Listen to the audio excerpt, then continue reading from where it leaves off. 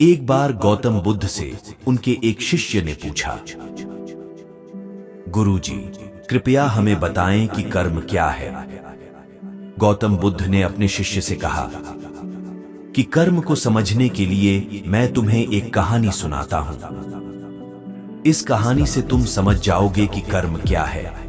बुलंद शहर का राजा घोड़े पर बैठकर अपने राज्य का भ्रमण कर रहा था। चारों तरफ भ्रमण करने के बाद वह एक दुकान के सामने आकर रुक गया। रुकने के बाद राजा ने अपने मंत्री से कहा कि मंत्री जी, मालूम नहीं क्यों, लेकिन लगता है कि इस दुकानदार के लिए कल ही फांसी की सजा सुना दूं, इसे मृत्यु दंड दे दूं।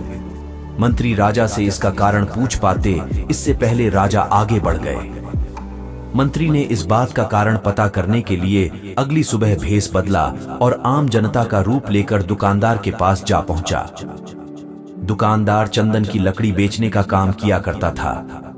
मंत्री ने दुकानदार से पूछा कि उसका काम कैसे चल रहा है।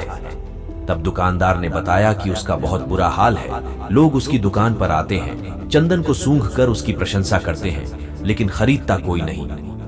मैं सिर्फ इसी इंतजार में बैठा हूं कि कब हमारे राज्य के राजा की मृत्यु हो और उनके अंत्येष्टि में मुझसे बहुत सारे चंदन की लकड़ी खरीदी जाएगी और शायद वहां से मेरे व्यापार में बढ़ोतरी होनी शुरू हो जाए।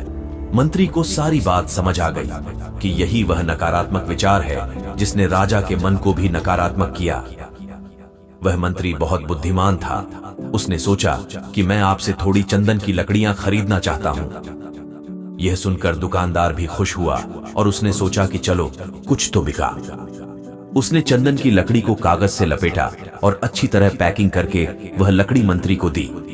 मंत्री अगली सुबह चंदन की लकड़ी लेकर राजा के दरबार में पहुंचे और राजा से कहा कि महाराज, वह जो दुकानदार है उसने आपके लिए तोहफे के रूप में चंदन की लकड़ी भेजी है।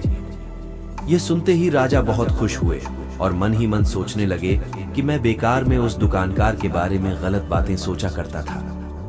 उसने चंदन की लकड़ी को हाथ में लिया। उसमें बहुत ही अच्छी सुगंध आ रही थी। राजा इससे बहुत ही खुश हुए और उसने दुकानदार के लिए मंत्री के हाथों सोने के सिक्के भिजवाए। उसी आम जनता का रूप लेकर मंत्री अगले दिन सोने के सिक्के के साथ दुकानदार के पास पहुंचा। दुकानदार बहुत खुश हुआ और उसने सोचा कि मैं राजा के लिए कितनी गलत बातें सोचा करता था। राजा तो बड़े ही दयालु हैं। ये कहानी जब खत्म हुई तब गौतम बुद्ध ने अपने शिष्यों से पूछा कि अब आप बताएं कि कर्म क्या है।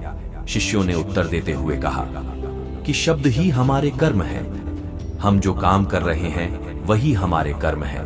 जो हमारी भावनाएं हैं वही हमारे कर्म हैं।